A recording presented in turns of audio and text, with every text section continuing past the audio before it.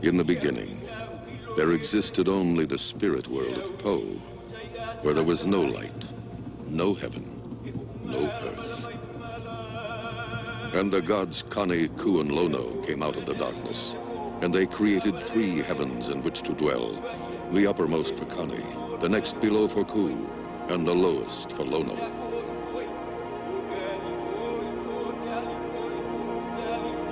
Then they formed the earth to lay their feet on, and called it the Great Earth of Kani, and made the waters of the ocean salt. Kani created the sun, the moon, and the stars, and placed them in the empty spaces between heaven and earth. And the great gods collected clay from all corners of the earth, and fashioned man in the image of Kani, and gave him breath and life. And the descendants of the great gods and their lesser spirits dwelt with men on earth in the islands we call Hawaii.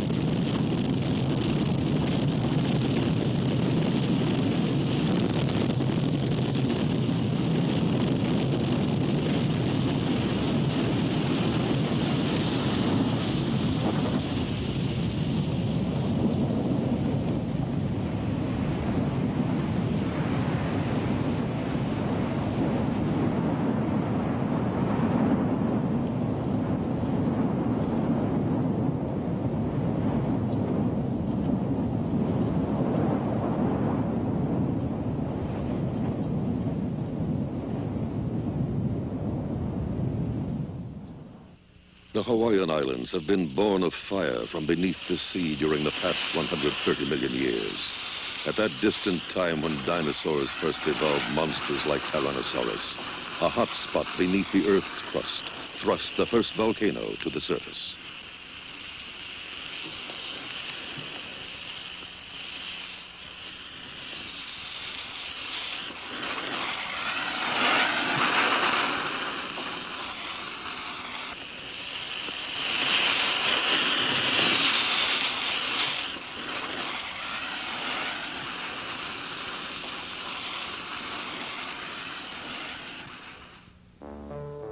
Over the millennia, the seafloor of the North Pacific has been sliding imperceptibly towards the coast of Asia, while the hotspot remained in place, periodically punching out new volcanoes on the ocean floor, forging new islands.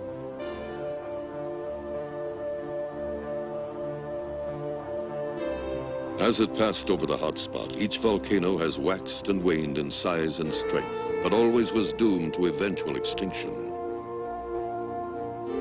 In the peak of vigor, the Hawaiian volcanoes surpass in size any other volcano on the face of the earth. Mightiest of all, the 13,800-foot Mauna Kea rises from the seafloor 50 miles distant to its summit, a vertical height of more than 6 miles, making it by far the biggest mountain on Earth. As shield volcanoes mature, the magma chamber lying beneath the summit is emptied through fissure eruptions on the volcano's flank, and the summit collapses on itself to form deep calderas, the fiery cauldron in which frequent eruptions brew. Today, the Hawaiian Islands contain 132 islands, reefs, and shoals stretching from the tiny and extinct Kure Island in the northwest, more than 1,500 miles to the active volcanoes of the newest and biggest island, Hawaii. Plants and animals transported to Hawaii had to span several thousand miles of ocean, and those which most easily achieved it were carried on the wind. Lichens and ferns, some of the hardiest plants of all, dropped out of the upper atmosphere to find Spartan sustenance on the fresh lava wastelands. Eggs and larvae swept up in the ocean currents from the western Pacific quickly colonized the island's submarine scapes, creating the foundations for the wealth of life we find today. As volcanoes built the islands higher, they altered the weather. The moist trade winds, driven upwards against the mountainsides, condensed to form rain in the highlands, bringing new conditions to the Hawaiian Islands. Beach plants that had colonized the dry and barren lava slopes resettled to higher ground, where the rain encouraged a riot of growth, and with it, a struggle for sunlight.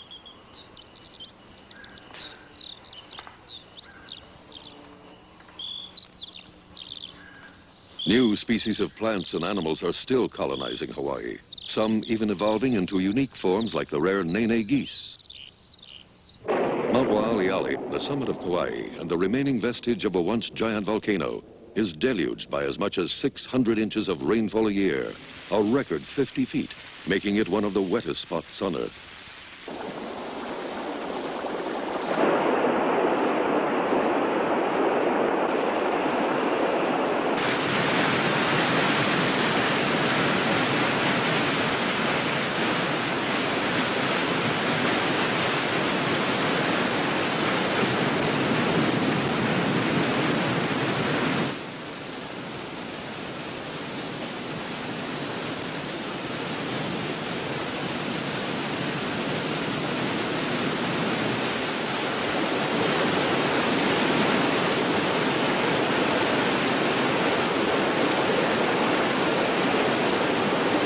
On the summit of the highest volcanoes, where rainfall turns to ice, plants and animals have adapted to an alpine environment.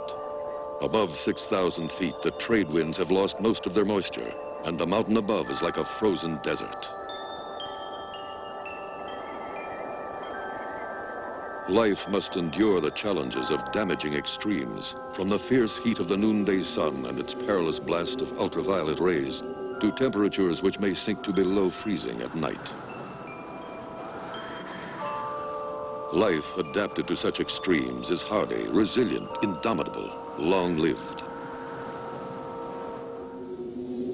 Erosion along a fault line in the highlands of Kauai channeled many streams together to etch out the 4,000-foot deep Waimea Canyon.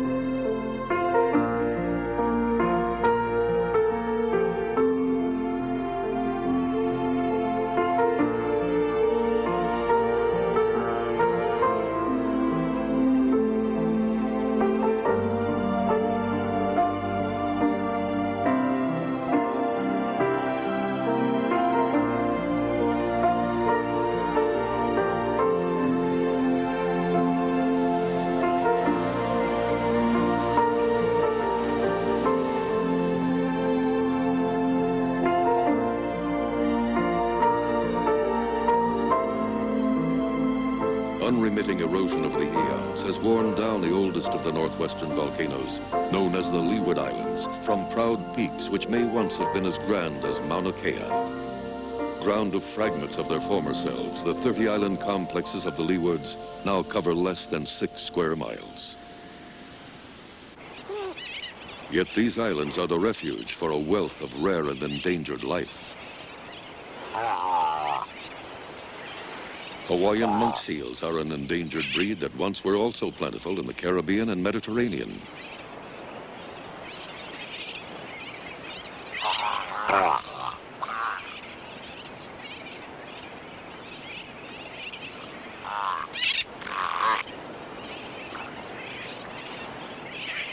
Seals and seabirds were among the first forms of animal life to colonize the Hawaiian Islands, and it is mostly to the Leeward group that they return each year to reproduce.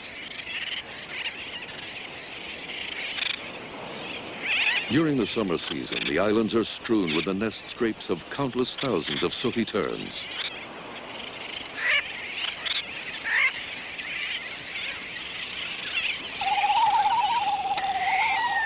Laysan and black-footed albatross breed in their millions during winter months and rear their chicks to fledge by the end of summer.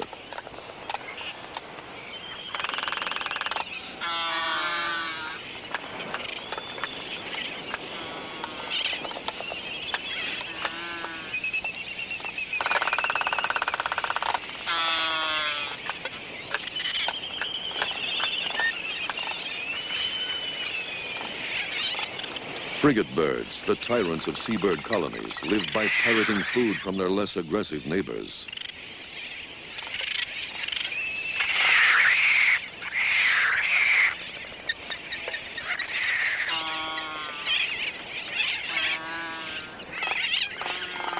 While most of these birds raise only one chick each year, nonetheless, the ocean must provide hundreds of tons of fish and squid each day to the breeding colonies. Despite their tiny size, even fairy tern chicks have prodigious appetites.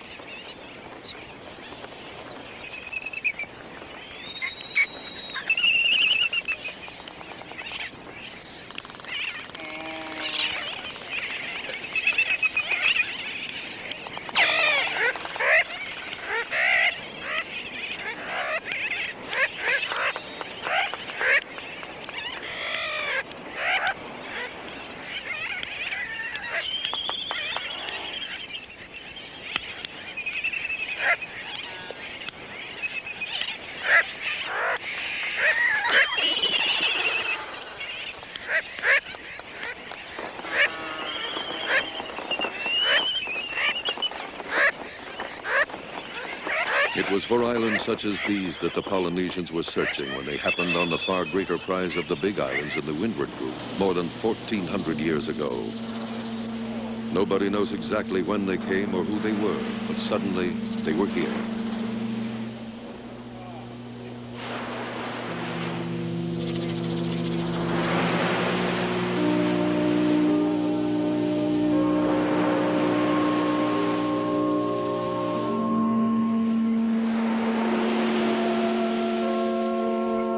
Long before the Vikings made their great voyages in the North Atlantic, the Polynesians were making regular inter-island crossings of thousands of miles. Evidence indicates that they came from the Marquesas Islands, some 2,500 miles distant to the south.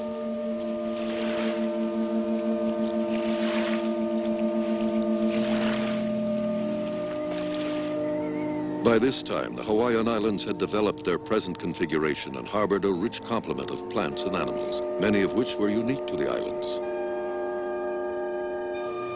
Most notable by their absence were lizards, frogs, and such pests as mosquitoes and fleas. The first wave of colonists brought many domestic plants, dogs, hogs, chickens, and of course, their gods. Until people first came to Hawaii, legend has it that only spirits dwelt in the islands. When the Polynesians arrived, they peopled the land and populated the valleys and mountains with their gods. They were animists. Their gods were part of the natural world and might be unseen spirits or be manifested in the clouds or the waves, a man, a stone, or a tree. All life sprang from the gods and is therefore filled with spirit force. Migrating birds were viewed as likely gods or spirit beings, carrying messages between the islands. Fragrant plants and flowers were close to the gods, and colors were indications of divine rank. Yellow was sacred to the great god Kani. Red birds and red flowers were sacrosanct and might only be worn by those of noble birth. Child of Pele, the great fire goddess, Kuka'ohialaka is of the fragrant foliage of the mountains, the ginger, the maile, the ilima. Laka is worshipped in the hula, to which the ohia is also sacred.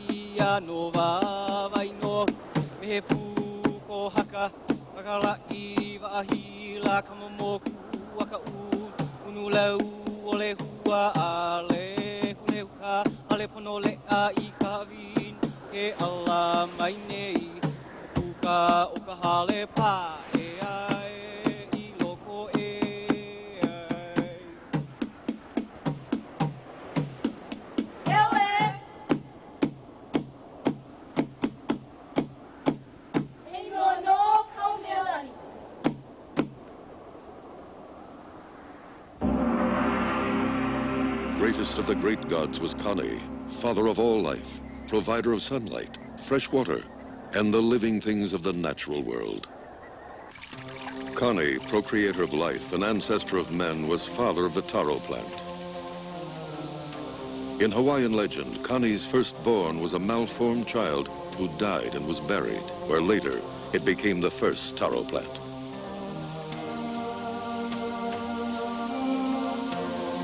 Man, the second child of Kani, became Taro's little brother. Kanaloa was lord of the oceans, god of the octopus, healer of those under sorcerer spells. Ku, the male generating power, was god of war, demander of human sacrifice. The great god Lono was the god of peace, the god of fertility, farming, and rain clouds. Lono had many earthly forms. He could appear as a cloud, live as a kukui tree,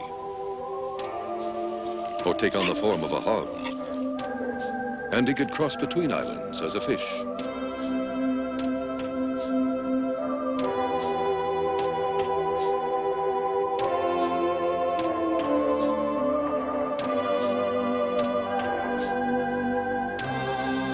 And so the gods proliferated across the islands as the people spread until there were 50 subsidiary gods to each of the 4 great gods, and to each of the 50, another 50, spreading like the roots of a tree. And every activity and every family had their own god, and every creature its own. And the gods left their mark on the landscapes of Hawaii, for many were the legends about their exploits.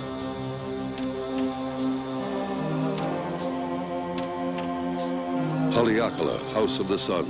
Here the demigod Maui lassoed the sun to slow it down so that his mother might dry her tapa cloth.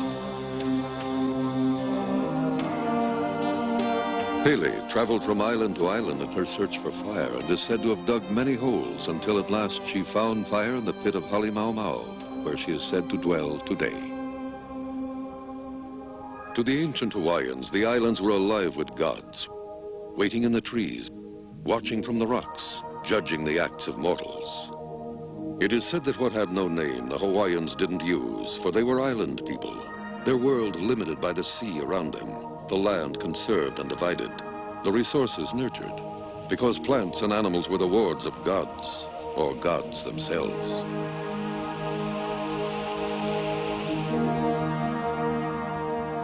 The planters did not own the land, but earned the right to work it by making it productive. To own water rights was to be wealthy in ancient Hawaiian times. It was even the same word. With water, the planter could raise abundant taro, trade it for fish, or with the people of the highlands for kukui nut oil or berries. Taro, a lily, and imported with the new Hawaiians, was cultivated in fields called loi, which, like rice fields, were terraced and flooded. The water carefully conserved on its passage from the highlands by sophisticated irrigation systems. Irrigation was the key to the success of the terraced taro loi. Many of the greatest feats of engineering in Hawaii were said to have been performed by the little people, the Menehune. It was the Menehune who were alleged to build many of the great canals. In legend, all the great feats of the Menehune were performed by night. They were a benevolent people, small in stature and living in caves during the daytime, were rarely seen.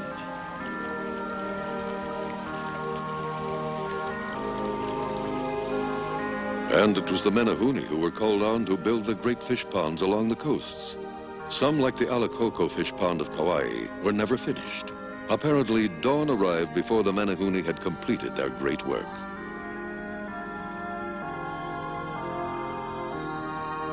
In the great census taken in the early 1800s, of the 2,000 people living in Kauai's Wainiha Valley, 65 were registered as Menehune.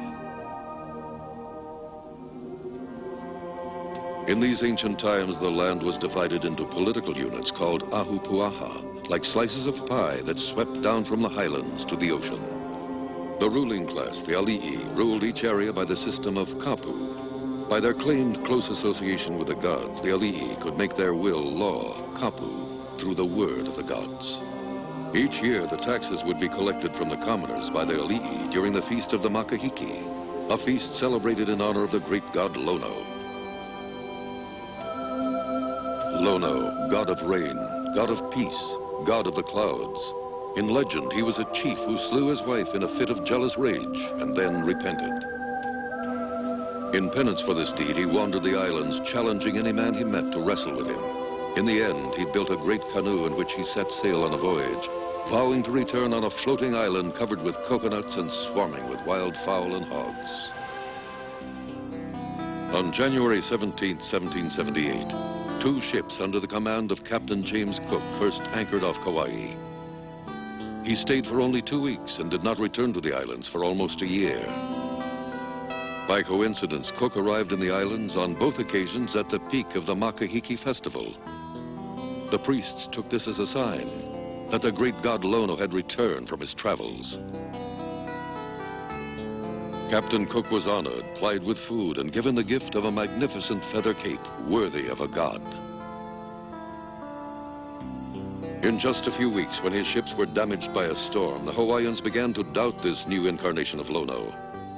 2 days later, when one of his cutters was stolen, Cook and 4 Marines were killed on shore while trying to take the High Chief hostage. Cook's visit marked the first recorded encounter between Hawaiians and Westerners. Now the insular island paradise had finally been shattered, and at once new forces began to exert their influence. In little more than 15 years, almost all of Hawaii had been brought under the rule of one warlord, King Kamehameha, who used Western technology to conquer his rivals. By the early 1820s, the first Protestant missionaries arrived from New England.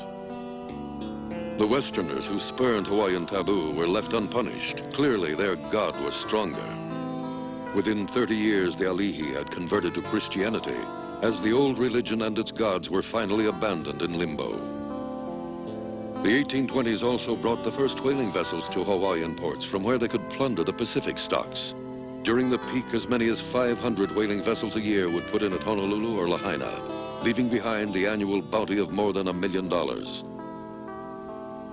It was a boom time in which Lahaina, now capital of all Hawaii, was transformed. Lahaina has a wealth of historic monuments from this time.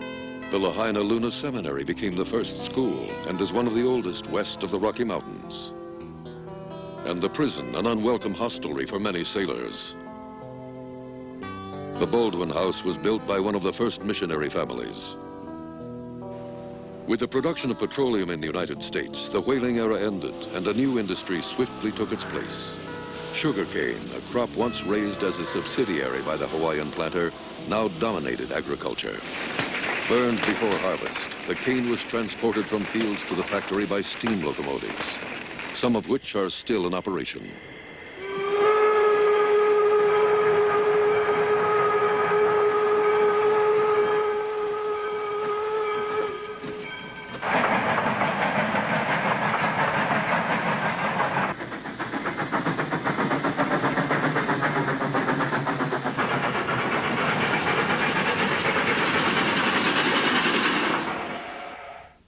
Native Hawaiians, whose culture and society only gave them stewardship over the land, were quickly disinherited by the waves of new land-hungry immigrants.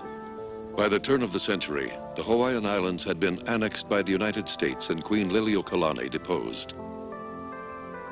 A newly elected democratic government stood in its place, with Sanford B. Dole as president. The Iolani Palace, built in 1882 by the last Hawaiian king, became the new government headquarters. In the early 1900s, many taro loi were absorbed into a new industry which, during its height, would supply the world with 75% of its pineapples. By the early 1940s, Japanese expansion throughout Asia had set the stage for the event that would thrust the Hawaiian Islands irrevocably into the 20th century.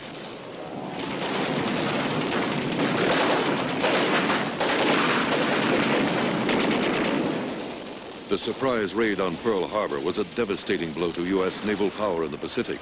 However brilliantly planned and executed, the Japanese attack suffered from one fatal flaw, for the Pearl Harbor raid had, in the words of General Yamamoto, awakened a sleeping giant and filled him with a terrible resolve.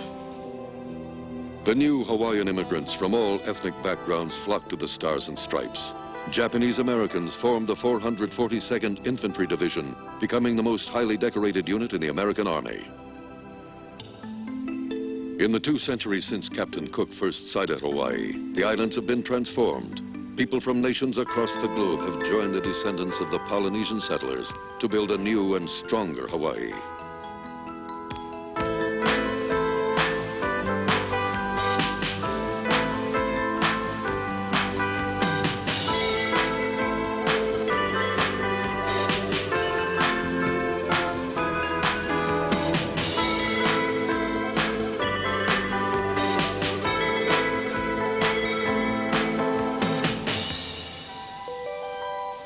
Hawaii is where the world takes a break.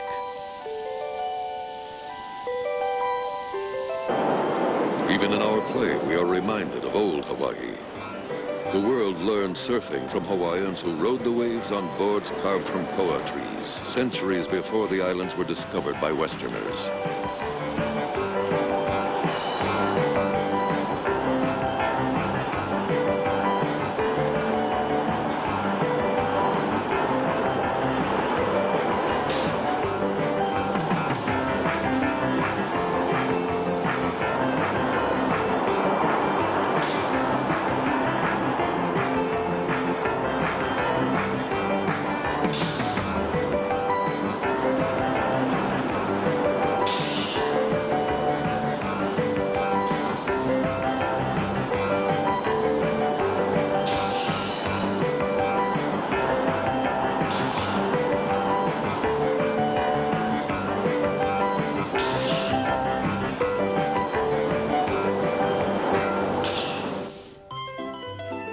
Freewheeling miles take cyclists from the summit of 10,000-foot Mount Haleakala to sea level on one of the longest downhill rides on Earth.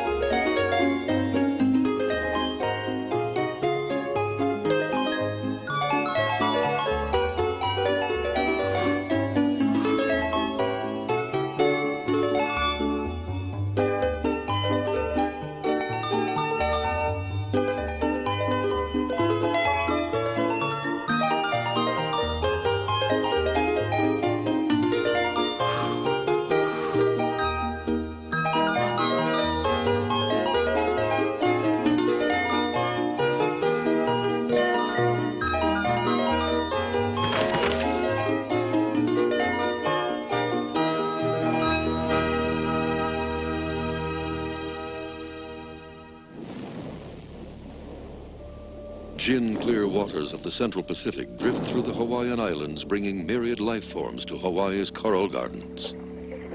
Nearly 600 species of fishes are found in Hawaiian waters, and 1/3 of these occur nowhere else on Earth.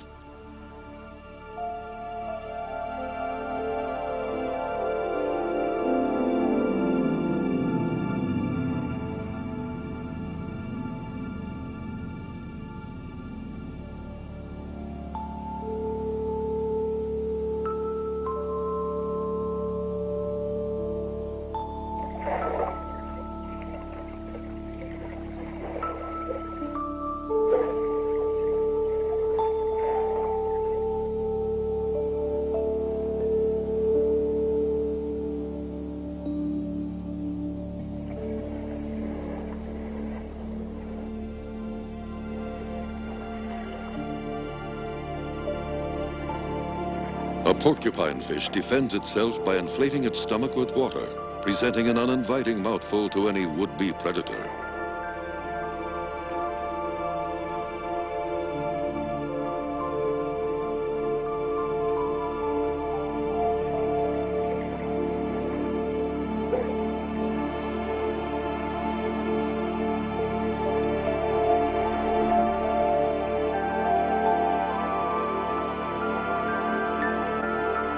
White-tip reef sharks find shelter for much of the day in a deep-water cave. Like many sharks, they evoke unnecessary fear, as these are docile and relatively harmless.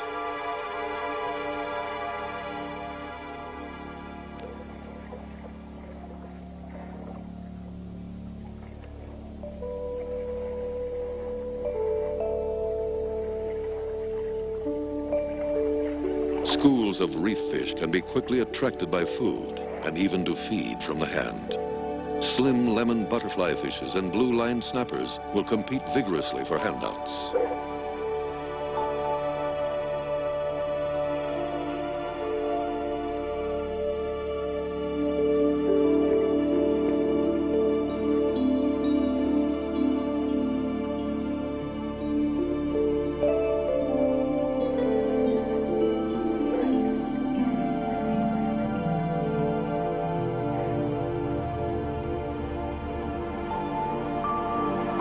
Among the most maligned of reef animals are moray eels, yet if left unmolested, they rarely, if ever, attack. In fact, moray eels are easily tamed in the wild, like this one, called Jaws, and form friendly alliances with certain divers.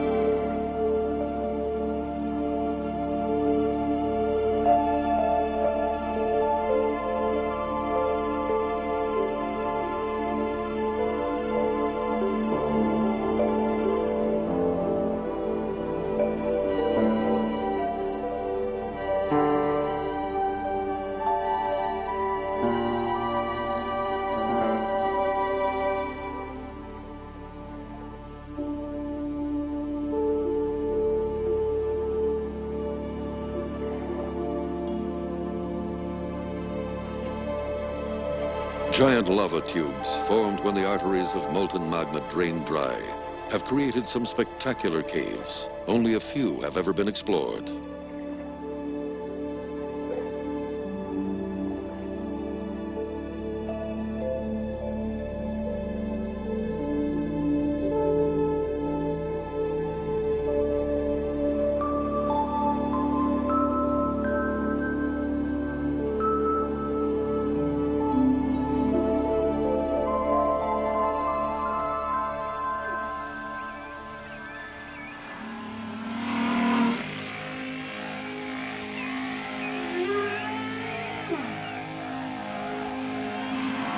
Symbol of peace and freedom, the humpback whales are also symbolic of old Hawaii. Since prehistory, the North Pacific humpback whales have made Hawaii their home each winter, migrating back from frigid Alaskan waters as the bounty of summer waned to give birth to their calves. Then for more than a century, they were relentlessly pursued, slaughtered in their thousands, and brought to the verge of extinction. In them, as in the Hawaiian culture, we realize now that we almost lost the most priceless part of our heritage. For more than 20 years, the humpbacks have been protected worldwide, and like the remnants of the lost people, their strength and numbers gather in a newfound freedom. The humpback whales return to Hawaii each year and sing fresh refrains to the songs of the year before, a society that has weathered the storms of millennia.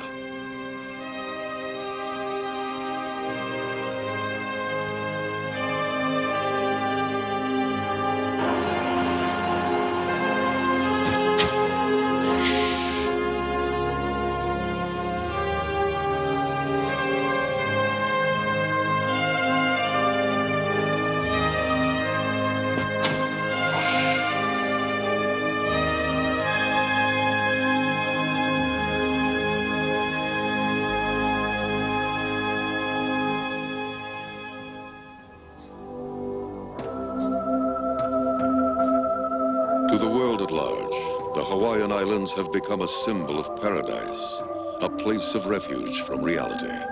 Here we seek to reach out and touch our roots, as if to anoint ourselves with the balm of innocence we once had and now have lost. The Hawaiian Islands have been steeped in the beliefs of an ancient people who regarded their natural world with awe and wonder, and who nurtured the ancestral knowledge of their share in paradise. For here, in the highlands and forests, the deserts and ocean, one may believe that the spirits of the gods still walk the earth.